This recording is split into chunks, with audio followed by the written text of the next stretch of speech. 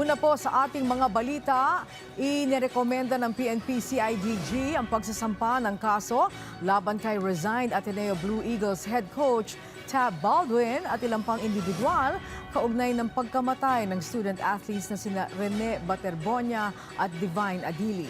Ito ay matapos may makita sa kaso ng mga elemento ng umano'y paglabag sa anti-hazing law. Si Ryan Lesigas sa sentro ng balita. Hindi lusot sa posibleng kasong kriminal ang ilang individual na nasa likod ng nangyaring team building ng mga manlalaro ng Ateneo Blue Eagles sa Dipakula, Aurora na ikinasawi ni Rene Baterbonia at Divine Adili. Kanina, inanunsyo ni DILG Secretary John Vic Remulla na tinapos na ng PNP Criminal Investigation and Detection Group ang kanilang investigasyon.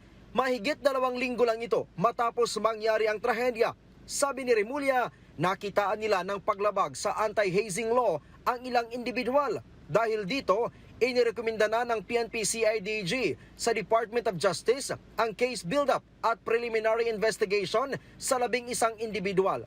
The PNP-CIDG recommends the evaluation, case build-up, and preliminary investigation to the Department of Justice for violation of RA 11053 or the Anti-Hazing Act against the respondents who actually planned and participated in the hazing.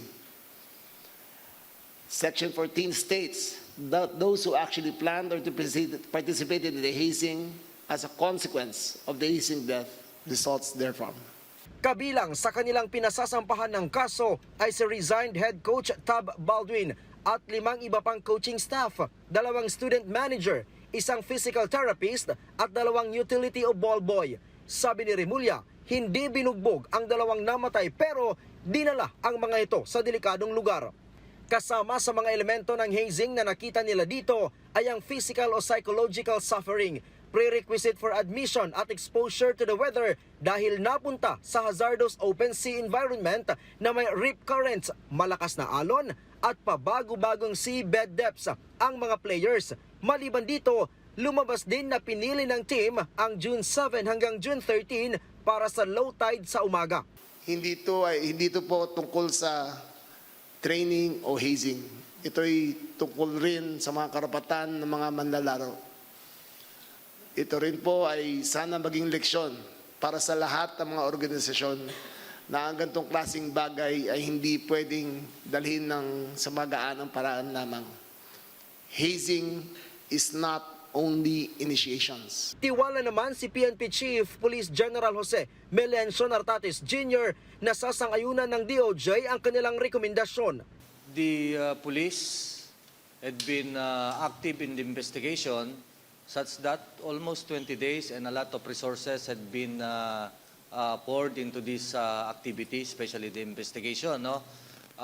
In fact, the provincial director of Aurora Province was relieved immediately after making statement and or concluding already that there's no cover-up or there's no walang nangyari na hindi maganda or foul play in that fateful day of June 8. Okay? Dapat inimbestigahan lahat. Okay? Whether there were negligence on the part of who planned or who participated in those activity. Bukod sa 11 individual, hindi rin ligtas sa posibleng kaso ang Ateneo de Manila University. Naipabot na ng CIDG sa pamilya ng biktima ang resulta ng kanilang investigasyon. Tiwala si Remulla sa hawak nilang ebidensya laban sa 11 individual. Giit nito na abot sa 600 pahina ng testimonya ang kanilang hawak mula sa dati at kasalukuyang manlalaro ng Ateneo Blue Eagles na nagsasabing nalagay sa extreme weather at extreme conditions sa Baterbonia at Adili. At sa 11 pinakakasuhan, sabi ni Remulla, wala ni isa sa mga ito ang pumigil sa pinapagawa sa 2 biktima na naging mitsa ng kanilang buhay.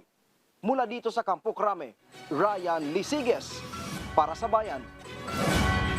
Kaugnay niyan, iginagalang ng Ateneo de Manila University ang rekomendasyon ng PNP-CIDG kaugnay ng investigasyon sa pagkamatay ng mga estudyanteng sina Rene Baterbonia at Divine Adili. Ayon kay University spokesperson Father R.B. Hison S.J., nirerespeto ng Ateneo ang isinagawang investigasyon ng CIDG habang kinikilala rin nila ang iba pang nagpapatuloy na investigasyon. Patuloy umano makikipagtulungan ng universidad sa mga otoridad at tiniyak na nananatili ang institusyon na nakatuon sa accountability, student welfare at pagpapatibay ng mga reforma para matiyak ang kaligtasan ng komunidad at maiwasang maulit ang kaparehong trahedya.